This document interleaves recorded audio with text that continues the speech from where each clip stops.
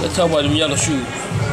Jeff Mayweather, superstar trainer, so-so boxer. What's up, chump? Heavyweight scene today. What do you think about it, man? It seems like you're getting some names in there. Anyone out there that's impressing you? That's someone we need to look out for now that the Klitschko's are getting up there in age. What's next in the scene? Jody Klitschko.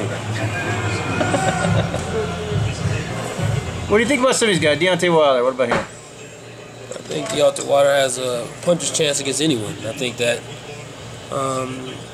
he's going to be a force to be reckoned with. But eventually, you say puncher's chance. Everyone talks about how raw he is. At some point, is he going to get exposed as not being a great boxer, or do you think he's coming along? Well, I mean, I don't think he ever been considered a great boxer because he's not really a boxer. He's a puncher. Well, that's what I'm saying. Are his skills overall? Do you think that's going to catch up to him at some point, just being a great puncher? Well, I think that's a situation in where when a guy has 31 fights, 31 knockouts, that means he can punch. I mean, I don't care if you fought 31 bums and he didn't fight 31 bums.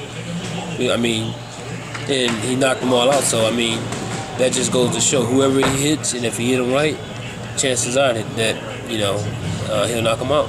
But at some point, power is not going to be enough. You see the skills progressing at a rate that's. Well, I mean, I don't think he has bad skills, but I mean, he has devastating power, and having devastating power is always an equalizer. What about some of these other dudes? Malik Scott, Brian Jennings, Chris Ariel, got what's his name? I mean, them guys, all those guys you mentioned, pretty much are retreads, other than Brian Jennings. Brian Jennings is a dog. You know, he's a great guy, great guy outside the ring anyway. But and of course, I mean, I'm a big fan of his. I'd love to see him do well. But I mean, he's still a little green. You know, he's a little green, but he's coming along. What about Andy Ruiz? I don't know nothing about him.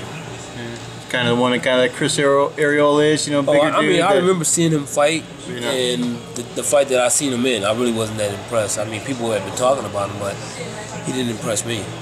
Since the Klitschko's, they're famous in Europe, but really they have not too much base out here because they really don't do anything out here. Do you think, with Floyd and Manny getting older, that it's imperative that some Americans that can capture the public's imagination? Is it imperative that we get someone like that in the years going forward to keep boxing or to improve its visibility? Well, the one thing about boxing is, I mean, you can always create someone and make them become the face of boxing. And right now, I mean, I think the one person that I think that really has a chance to actually be the breakout guy to be the face of boxing is probably Mikey Garcia. I mean, he's doing well, and and everybody he put in front of him, I mean, he's beat him and he's beat him, soundly. So, I mean, he's probably the next guy that's gonna, come out of them. Yeah, that's gonna come out of the ashes and become a, But the only thing about him is that he doesn't have a personality to go along with. So, I mean, he's gonna have to, he's gonna have to have a personality, become more open. I mean, he's a nice guy. But I mean, still, to actually sell, he's gonna have to be, they have to show another side to him. Another one you might be able to say he's not as far enough along, but another guy that's not really, he's a little shy, but is getting a lot of buzz for his skills is Errol Spence. No, Errol Spence is a beast. I mean, that kid can fight, and he's another one though. I mean, you gotta have these guys gotta still be able to, they gotta use their mouthpiece, because I mean, that's what makes a star. You gotta be able to. The ability to fight is one thing, but you got to be able to have something attached to it. I mean, you got to have people have a reason to want to watch you. So, any guys, not their talent necessarily, but that have the mouth to be a star, you think? I mean, that you see that has a personality for it. No, I mean, I can't think of. And that's kind of a big problem, don't you think? Is that it's just like a lot of these guys, they either have the talent, or that they have the mouth, they might not have the talent to back it up. So one or the other is very few have both. Yeah, I mean the one guy that has a mouth that don't have the talent. No, that don't have the talent is the Chirosa.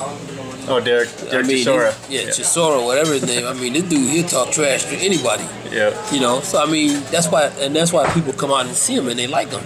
Do you think the top fighters either have to be American or from the UK or well, I think Manny's a special case, but do you think they have to be from either the United States or UK to be relevant here in the United States for people to care? Well, I think that in most cases they have to be American. I mean, you have exceptions like Duran or what. Well, I mean, yeah, you have great fighters from everywhere, you know. But I mean, the one thing about it that to really make the crossover, they're going to actually have to learn the language and apply themselves, and start to fight in America, on a regular basis. I mean, you have a few guys out there. I mean, the guy Kovalov. I mean, I think he's a beast.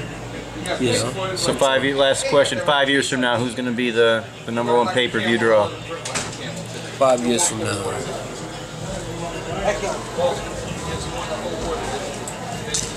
I don't know. There's really no breakout star that can actually mandate that at this point in time right now. So I have no idea who it'll be. All right. Well, that might be a little bit of a scary thought if we don't know who it's going to be. So we'll see. We'll see, Jump. Thank you, Jeff. Thank you, Jump.